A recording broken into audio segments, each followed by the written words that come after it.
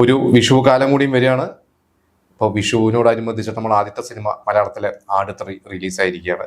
അപ്പോൾ ഇന്നിപ്പോൾ ഞാൻ ഡിസ്കസ് ചെയ്യാൻ പോകുന്നത് കുറേ വർഷങ്ങൾക്ക് മുമ്പാണ്. 1990 വിഷു സീസൺ, ആ സമ്മർ സീസണിലെ അന്ന് കുറച്ച് സിനിമകളും അതിൽ ഏതൊക്കെ സിനിമകളൊക്കെ ഹിറ്റ് സ്റ്റാറ്റസിൽ ഇടം നേടി എന്നുള്ളതൊക്കെയാണ് ഞാൻ നിങ്ങളോട് ഡിസ്കസ് ചെയ്യാൻ പോകുന്നത്. ഇതിൽ ആദ്യത്തെ ഒരു പ്രധാന സിനിമ എന്ന് പറയുന്നത് നമ്മൾ ഇന്നും റിപ്പീറ്റായിട്ട് കാണുന്ന സിനിമയായാലും പാട്ടുകളായാലൊക്കെ നമ്മൾ നെഞ്ചിലേറ്റിയ ഹിസ് ഹൈനസ് അബ്ദുള്ള. അതൊരു മാർച്ച് അവസാനമാണ് ആ ഒരു സിനിമ റിലീസാവുന്നത്. അതായത് സ്കൂളൊക്കെ അടച്ച് വെക്കേഷനൊക്കെ തുടങ്ങുന്ന ആ ഒരു സമയത്ത്. അപ്പോൾ ഹിസ് ഹൈനസ് അബ്ദുള്ളനെ കുറിച്ച് പറയുമ്പോൾ സിബി മലയിൽ ലോഹിദാസ് മോഹൻലാൽ കൂട്ടുകെട്ട്. അപ്പോൾ ഇതിനു മുമ്പ് നമുക്കറിയാം കിരീടം ഇവരുടെ തന്നെ ഒരു കോമ്പിനേഷനിൽ വന്ന ഈ ഒരു 3 പേരുടെ ഒരു കോമ്പിനേഷനിൽ വന്ന സിനിമയായിരുന്നു. അത് കഴിഞ്ഞാണ് ഈ പറയുന്ന ഹിസ് ഹൈനസ് അബ്ദുള്ളയ്ക്ക് വരുന്നത്. 89 കിരീടമൊക്കെ. അപ്പോൾ 1990 ഇവരുടെ കോമ്പിനേഷനിലെ ഒരു സിനിമ. ഇതിന് ശേഷം 91, 92 ഈ എല്ലാ വർഷവും ഈ പറഞ്ഞ പോലെ ക്രിസ്മസിന് ഇവരുടെ ഓരോ സിനിമകൾ സംഭവിച്ചിരുന്നു. അത് നമുക്ക് മറ്റൊരു എപ്പിസോഡ് ഡിസ്കസ് ചെയ്യാം. എങ്കിലും ഞാൻ പറഞ്ഞ അന്നത്തെ ഒരു എന്താ പറയുക, ഒരു സിനിമകളുടെ ഒരു ബിസിനസ് എന്ന് പറയുന്നത് ഈ തിയേറ്റേഴ്സിനായിട്ട് ഇവർക്കൊക്കെ ഒരു അഗ്രിമെന്റ്. അതായത് മാർച്ച് മാസത്തിലെ അവസാനത്തെ വെള്ളിയാഴ്ച സിബി മലയിൽ മോഹൻലാൽ ലോഹിദാസ് ടീമിന്റെ സിനിമ, അതെല്ലാം മോഹൻലാൽ തന്നെയാണ് പ്രൊഡ്യൂസ് ചെയ്യുന്നത്. പ്രണവ് വാട്സിന്റെ പേരിൽ ഈ സിനിമ തിയേറ്ററിൽ എത്തിക്കും എന്നുള്ളതായിരുന്നു അന്നത്തെ അവരുടെ ഒരു ടാർഗറ്റ് അല്ലെങ്കിൽ ഒരു അഗ്രിമെന്റ് ഒക്കെ. അപ്പോൾ അങ്ങനെ ഇവരുടെ കൂട്ടത്തിൽ ആദ്യത്തെ മാർച്ചിലെ വെള്ളിയാഴ്ച വന്ന 90 വന്ന സിനിമയായിരുന്നു ഹിസ് ഹൈനസ് അബ്ദുള്ള.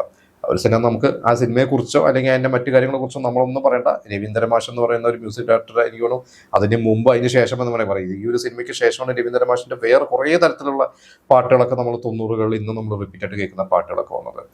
ഗൗതമി, മറ്റേ തിലകനല്ല, തിക്കുറിശി, നെടുമുടി വേണു, തിലകനില്ല, പിന്നീടാണല്ലോ തിലകൻ പറഞ്ഞ തിലകൻ എന്ന സിനിമയിൽ കട്ട് ചെയ്തു എന്ന രീതിയിലൊക്കെ പറഞ്ഞിരുന്നത്. പക്ഷെ ഒരുപാട് പ്രത്യേകതകളുള്ള ഒരു സിനിമ തന്നെയാണ്. ശരിക്കും നമുക്ക് ആ സിനിമയുടെ ഒരു വൺലൈനൊക്കെ കേട്ട് കഴിഞ്ഞാൽ ഒരു ഭയങ്കര ഒരു ആക്ഷൻ ത്രില്ലർ, ഒരു അണ്ടർവേൾഡ് മൂഡിലൊക്കെ ഉള്ള ഒരു കഥയൊക്കെയായിട്ട് തോന്നുമെങ്കിലും അത് ആ ഒരു സിനിമയെ എങ്ങനെ ഒരു മ്യൂസിക്കൽ, ഒരു ക്ലാസിക്കൽ സിനിമയാക്കി, കുറച്ചുകൂടി ഒരു ഫാമിലി ഓറിയന്റഡ് സിനിമയൊക്കെ ആക്കി മാറ്റി എന്നൊക്കെ പറയണതൊക്കെ ഇവരുടെയൊക്കെ ഒരു കഴിവ് തന്നെയാണ്. അങ്ങനെ ആ ഒരു സിനിമയായിരുന്നു ആ ഒരു സീസണിൽ ഇറങ്ങിയ ആദ്യത്തെ ഒരു സിനിമ. ആ ഒരു മാർച്ച് അവസാനം തന്നെ ഇതിനോടൊപ്പം തന്നെ ഹിസ് ഹൈനസ് അബ്ദുള്ളയുടെ ആ ഒരു ദിവസമോ തലേ ദിവസമോ ഇറങ്ങിയ ഒരു സിനിമയായിരുന്നു രാജവാഴ്ച എന്ന് പറയുന്ന ഒരു സിനിമ. അത് ഹിറ്റ് മേക്കർ ശശികുമാർ സാറിന്റെ സിനിമയായിരുന്നു. 70കളിലും 80കളിലൊക്കെ ഒരുപാട് ഹിറ്റുകളൊക്കെ ചെയ്തു. പക്ഷെ ഒരു 80s അവസാനമൊക്കെ എത്തിയപ്പോൾ കുറച്ച് പ്രതാപം വാങ്ങി തുടങ്ങിയ ഒരു സമയമാണ് അദ്ദേഹത്തിന്. അദ്ദേഹം അന്ന് അപ്കമിംഗ് ആയി നായകനായിട്ട് കയറി വന്നിരുന്ന സുരേഷ് ഗോപി, അതുപോലെ തന്നെ രഞ്ജിനി, ഇവരെയൊക്കെ വെച്ചിട്ടാണ് സിനിമ. എസ്.എൽ.പുരം സദാനന്ദന്റെ സ്ക്രിപ്റ്റ് ആയിരുന്നു. ആ ഒരു സിനിമയായിരുന്നു ഈ ഹിസ് ഹൈനസ് അബ്ദുള്ളയുടെയൊക്കെ ആ ഒരു സമയത്ത് തിയേറ്ററുകളിൽ എത്തിയ ഒരു സിനിമ. പിന്നെ മറ്റൊരു സിനിമ എന്ന് പറയുന്നത് മോഹൻലാലിന്റെ തന്നെ മുഖം എന്ന് പറയുന്ന ഒരു സിനിമ. അതൊരു ഏപ്രിൽ 13, 14 ആ ഒരു സമയത്ത്, അതായത് വിഷുവിന്റെ സമയത്ത് ഇപ്പോൾ ഇറങ്ങിയ സിനിമ. മോഹൻ എന്ന് പറയുന്ന ഒരു ഇതേപോലെ തന്നെ അത്യാവശ്യം നല്ല ക്ലാസ് സിനിമകൾ, അതായത് സിനിമകളിലെ ഒരു ഹിറ്റ് എന്നതിലുപരി അദ്ദേഹത്തിന്റെ സിനിമകളൊക്കെ നമ്മൾ ശാലിനിന്റെ കൂട്ടുകാരിയുടെ വേളയൊക്കെ പോലത്തെ കുറേ വിട പറയും മുംബൈ പോലത്തെ സിനിമകളൊക്കെ ചെയ്തിട്ടുള്ള സംവിധായകനാണ് അദ്ദേഹം. മോഹൻലാലിനെ വെച്ച് ചെയ്ത വളരെ വ്യത്യസ്തമായിട്ടുള്ള, നമ്മൾ ഇന്ന് കാണുന്ന നല്ലൊരു ത്രില്ലർ സിനിമയാണ്. നാസർ എന്ന് പറയുന്ന നടൻ മലയാളത്തിൽ ആദ്യമായിട്ട് അഭിനയിച്ചിട്ടുള്ള ഒരു സിനിമയാണ്. ആ ഒരു സിനിമ ആ വിഷു സീസണിൽ മോഹൻലാലിൻ്റെതായിട്ട് തിയേറ്ററിലുണ്ടായിരുന്നു. ഈ ഹിസ് ഹൈനസ് അബ്ദുള്ളയായിട്ട് എൻ്റെ ഡിഫറെൻ്റ് ആയിട്ടുള്ള ഒരു സിനിമയാണ് മുഖം.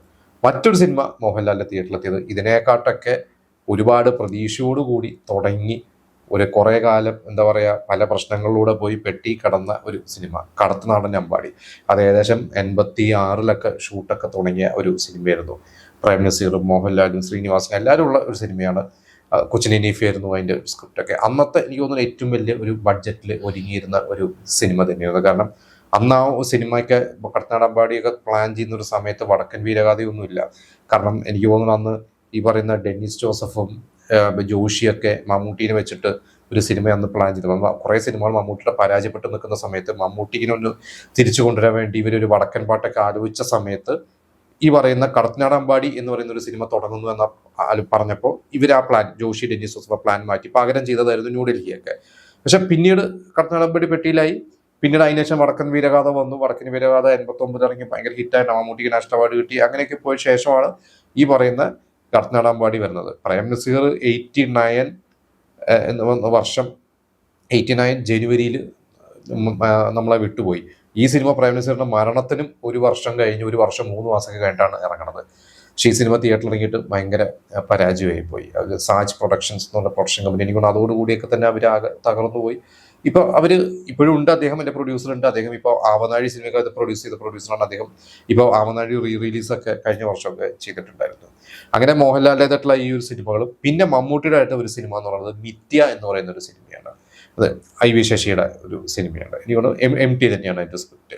അതിൽ മമ്മൂട്ടി, സുരേഷ് ഗോപി, രൂപിണി ഇവരൊക്കെ ആയിരുന്നു. അതും നല്ലൊരു സിനിമയായിരുന്നു. ഐ വി ശശി മമ്മൂട്ടിയുടെ ഒക്കെ ഒരു കോമ്പിനേഷനിലൊക്കെ നമ്മൾ 80s ഒരുപാട് സിനിമകൾ കണ്ടിട്ടുണ്ട്. അത് ഒരു ബിസിനസ് മാൻ ആയിട്ടുള്ള മമ്മൂട്ടി, ഒരു ഫാമിലി മാൻ, നമുക്കറിയാം. അങ്ങനെ കുറെ കോംപ്ലക്സ്, ഒരു ഭയങ്കര എന്താ പറയുക, കോംപ്ലക്സ് ക്യാരക്ടേഴ്സും ഒരുപാട് ഡീപ്പായിട്ടുള്ള സ്റ്റോറീസൊക്കെ ക്യാരക്ടറൈസേഷൻസും ഒക്കെ ഉള്ള ഒരു സിനിമകളാണ് എം ടിയുടെ സ്ക്രിപ്റ്റ് എന്ന് പറയുമ്പോൾ. അങ്ങനെ ഒരു സിനിമയായിരുന്നു മിഥ്യ എന്ന് പറഞ്ഞ സിനിമ.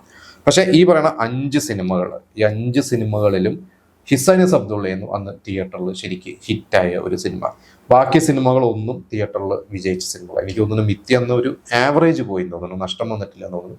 പക്ഷേ ഈ പറഞ്ഞ രാജവാഴ്ചയായാലും ഈ പറയുന്ന മുഖമായാലും ഒക്കെ ഫ്ലോപ്പായിരുന്നു. കടത്തനാടമ്പാടി ഗംഭീര ഫ്ലോപ്പായി. മുഖം എനിക്ക് തോന്നുന്നു ഒരു തട്ടുകടിയില്ലാതെ പോയി തോന്നുന്നു. പക്ഷെ എനിക്ക് അതിന്റെ എക്സാക്ട് കളക്ഷൻ ഒന്നും അറിയില്ല. എങ്കിലും ആ വിന്നറായിരുന്നത് 1990 വിഷു വിന്നറായത് ഹിസൈനസ് അബ്ദുള്ള തന്നെയായിരുന്നു. ആ വർഷം ഏകദേശം മോഹൻലാലിന് 8-10 സിനിമയൊക്കെ റിലീസ് ആയിട്ടുണ്ടായിരുന്നു. വേറെയും ഒരുപാട് ഹിറ്റുകൾ മോഹൻലാലുണ്ട്. പക്ഷെ ആ വിഷു എന്താ പറയുക, നമ്മൾ ഇന്നത്തെ ഭാഷയിൽ പറഞ്ഞു കഴിഞ്ഞാൽ ആ വിഷു തൂക്കിയത് മോഹൻലാൽ തന്നെയായിരുന്നു.